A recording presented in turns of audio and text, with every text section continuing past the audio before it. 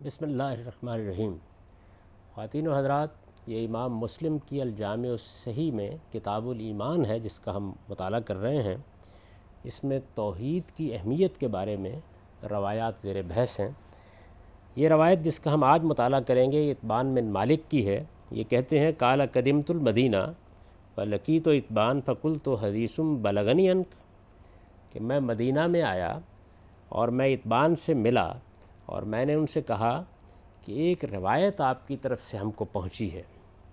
ظاہر ہے کہ ان کا مقصود یہ تھا کہ وہ بات یہ براہ راست ان سے سنیں اور اس طرح جانیں کہ اس میں رسالت مآب صلی اللہ علیہ وسلم نے کس بات کی تعلیم دی ہے۔ جب یہ سوال انہوں نے کیا تو یہ کہتے ہیں قال اصابنی فی بصری بعض الشیء، انہوں نے بیان کیا کہ میری آنکھوں میں کچھ تکلیف ہو گئی تھی، فبعثت الی رسول اللہ صلی اللہ علیہ وسلم انی احب ان تاتینی فتصلی فی منزلی، کہ میں نے رسالت مآب صلی اللہ علیہ وسلم کے ہاں پیغام بھیجا کہ میری یہ خواہش ہے کہ آپ میرے غریب خانے پر تشریف لائیں اور وہاں آ کر کسی جگہ نماز پڑھ دیں، فاتخذہ مصلی، میں پھر اسی جگہ نماز پڑھنے لگ جاؤں گا۔ ظاہر ہے کہ جب یہ نابینا ہو گئے یا ان کی آنکھوں میں ایسی تکلیف ہو گئی کہ ان کے لیے مسجد نبوی میں آنا مشکل ہو گیا، تو انہوں نے رسالت مآب صلی اللہ علیہ وسلم کی خدمت میں درخواست کی کہ اگر آپ تشریف لائیں اور گھر میں کسی جگہ نماز پڑھ دیں تو یہ میرے لیے باعث برکت ہوگا، میں پھر اسی جگہ کو اپنی جا نماز بنا لوں گا اور وہیں نماز پڑھتا رہوں گا۔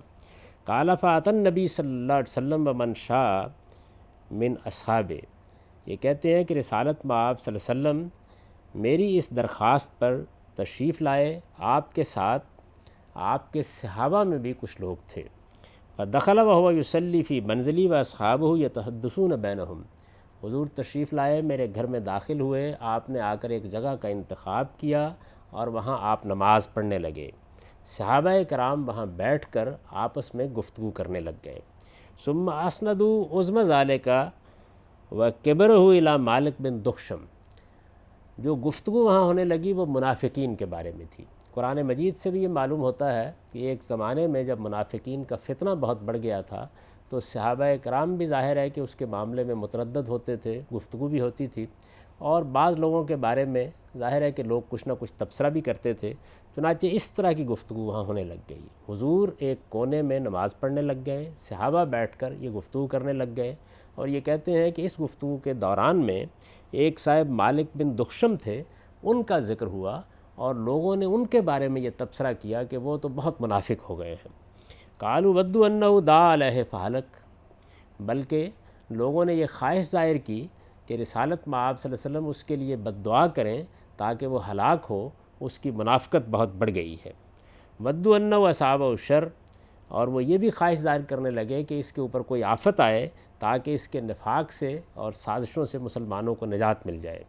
فقضا رسول اللہ صلی اللہ علیہ وسلم صلاۃ، نبی صلی اللہ علیہ وسلم نے نماز ختم کی اور اس کے بعد لوگوں کی طرف پلٹ کر پوچھا، وقال الیس یشہد ان لا الہ الا اللہ وانی رسول اللہ، یہ تم کس شخص پر تبصرہ کر رہے ہو؟ کیا وہ اس بات کی گواہی نہیں دیتا کہ اللہ کے سوا کوئی الہ نہیں ہے اور میں اللہ کا پیغمبر ہوں، اللہ کا رسول ہوں؟ قالوا انہ یقول ذلک، لوگوں نے کہا کہ یہ تو وہ کہتا ہے، یعنی توحید کی گواہی دیتا ہے، آپ کو اللہ کا پیغمبر مانتا ہے، وما هو فی قلبہ، لیکن یہ تو وہ زبان سے کہتا ہے، اس کے دل میں یہ بات نہیں ہے، وہ اصل میں منافق ہے۔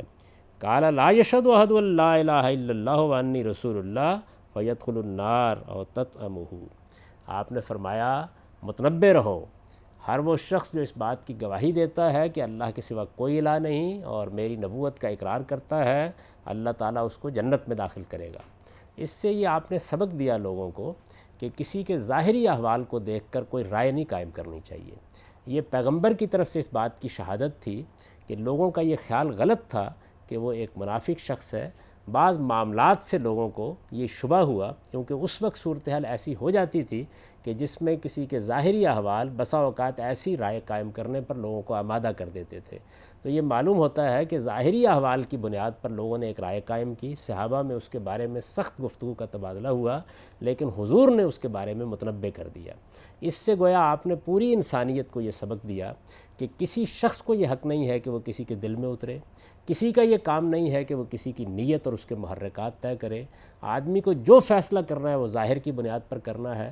بعض اوقات ظاہری حالات بھی یہ بتا رہے ہوتے ہیں کہ جو بری رائے قائم کی جا رہی ہے اس کے کچھ قرائن ہیں، لیکن اس کو بھی حضور نے پسند نہیں فرمایا اور یہ بتایا کہ دلوں کے حالات صرف اللہ پروردگار عالم ہی جانتا ہے۔ کسی کا یہ کام نہیں ہے کہ وہ اللہ تعالیٰ کا کام اپنے ہاتھ میں لے اور لوگوں کی نیت اور ان کے محرکات کے بارے میں تبصرہ کرے۔ اس کا کام یہ ہے کہ اگر کوئی چیز اس کو غلط محسوس ہوتی ہے، خواہ وہ علم میں غلط محسوس ہو رہی ہو یا عمل میں غلط محسوس ہو رہی ہو، اس کی غلطی واضح کرنے تک محدود رہے۔ اس میں بہت بڑی ہدایت ہمیں یہ دی گئی ہے کہ ہم اپنے مسلمان بھائیوں کے بارے میں کیا رویہ اختیار کریں۔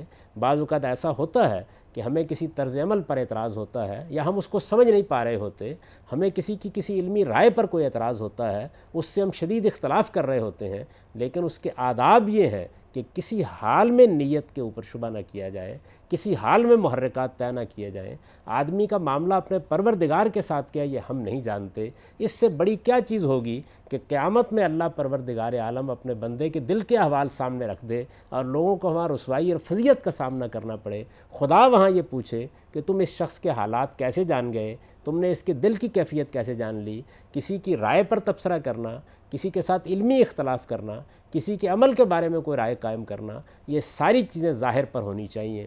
انسان کا باطن کیا ہے؟ وہ انتہائی مخلص مسلمان ہو سکتا ہے، اسے غلطی لگ سکتی ہے، وہ تعویل کی کسی غلطی میں مبتلا ہو سکتا ہے۔ مسلمان کا کام یہ ہے کہ وہ ظاہر کی بنیاد پر جو کچھ کہنا ہے کہے، باطن کے بارے میں کوئی رائے قائم نہ کرے، اپنی طرف سے سنی سنائی باتوں کے اوپر کوئی تبصرہ نہ کرے، بلکہ ہر حال میں اس بات کی کوشش کرے کہ وہ اللہ کو حاضر ناظر سمجھ کر قیامت کی پیشی کے احساس کے ساتھ بات کرے گا۔ اور جب انسان کو یہ احساس ہوتا ہے تو وہ کبھی محرکات طے نہیں کرتا، کبھی نیتوں پر حملے نہیں کرتا، کبھی سنی سنائی باتوں پر آراء قائم نہیں کرتا، بلکہ جو کچھ کہتا ہے علم اور استدلال کی بنیاد پر کہتا ہے۔